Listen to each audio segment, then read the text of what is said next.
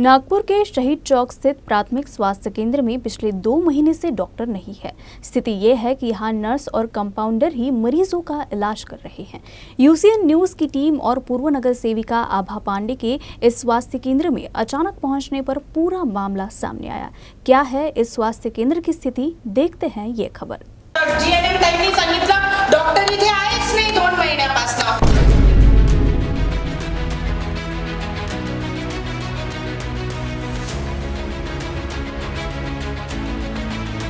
स्वास्थ्य केंद्र में डॉक्टर ही नहीं, नर्स और कंपाउंडर दे रहे दवा। दाजी दवाखाना स्वास्थ्य केंद्र में 2 महीने से डॉक्टर नहीं।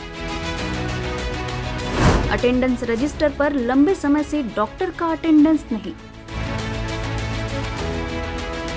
मौसम में बदलाव से कई बीमारियां पैर पसारने लगी है, जिससे सरकार ने स्वास्थ्य विभाग को अलर्ट मोड पर रहने की सलाह दी है। लेकिन नागपुर मनपा के स्वास्थ्य केंद्र में कई जगह डॉक्टर ही नहीं है, जबकि जहां डॉक्टर है वो भी पूरे समय स्वास्थ्य केंद्र में नहीं बैठते, जिससे सबसे ज्यादा परेशानी मरीजों को ही हो रही है। इस बारे में जानकारी मिलने पर पूर्व नगर सेविका आभा पांडे ने यूसीएन न्यूज के साथ शहीद चौक स्थित प्राथमिक स्वास्थ्य केंद्र की पोल खोली।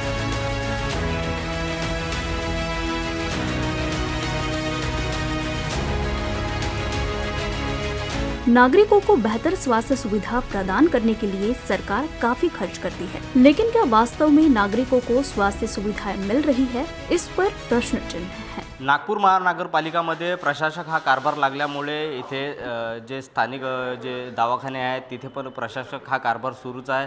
त्यातलाच एक भाग म्हणून शहीद चौकातील आपण बघू शकता की हा जो दाजी दवाखाना आहे, या दाजी दवाखान्यामध्ये काही रुग्ण आलेले आहेत, पण इथे 2 महिन्यापासून डॉक्टर उपस्थित नसल्यामुळे इथे वेगळाच कारभार आपल्याला पाहायला मिळत आहे। इथे फक्त एक नर्स आणि त्यांचे एक सहयोगी आपल्याला पाहायला मिळत आहेत आणि सोबतच इथे डॉक्टरांची चेअर हे रिकामी आपल्याला पाहायला दिसत आहे। काही रुग्ण आपल्याशी जुळलेले आहेत, आपण त्यांच्याशी जाणून घेऊया की आपल्या इथे इलाज करण्यासाठी आलेले आहेत, तर त्यांची जाणून घेऊया की काय त्यांना त्रास आहे। काका काय सांगाल, कोणती हे खाण्यापिण्यात काही हे झालं, पोट दुखत आहे, मूड आहे येऊन त्याच्यासाठी।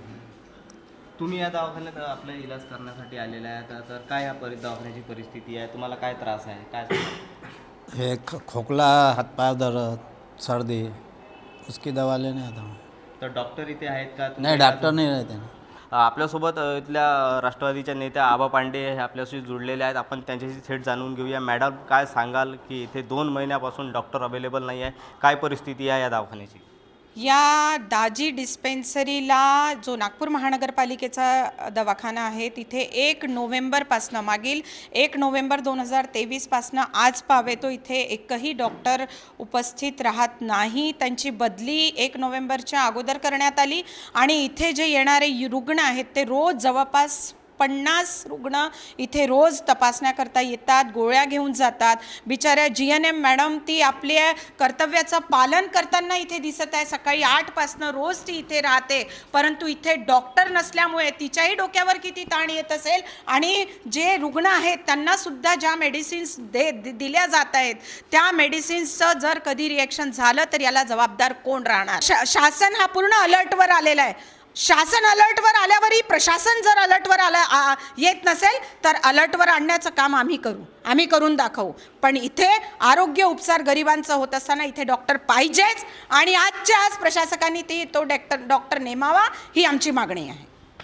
तर ह्या होत्या आभा पांडे, ज्यांचं म्हणणं आहे की इथे डॉक्टर राहणं खूप गरजेचं आहे, पण इथे 2 महिन्यापासून डॉक्टर नसल्यामुळे इथला जो कारोबार आहे हा कायदेशीर आपल्याला पाहायला मिळत आहे। प्रशासनाला एवढीच मागणी आहे की इथे त्यांनी लवकरात लवकर एक डॉक्टर यांची नेमणूक करावी, म्हणजे इथल्या स्थानिक नागरिकांना आरोग्याचा चांगला लाभ घेता येईल। कॅमेरा पर्सन मिथुनसह मी अतुल गवई, यूसीएन न्यूज, नागपूर।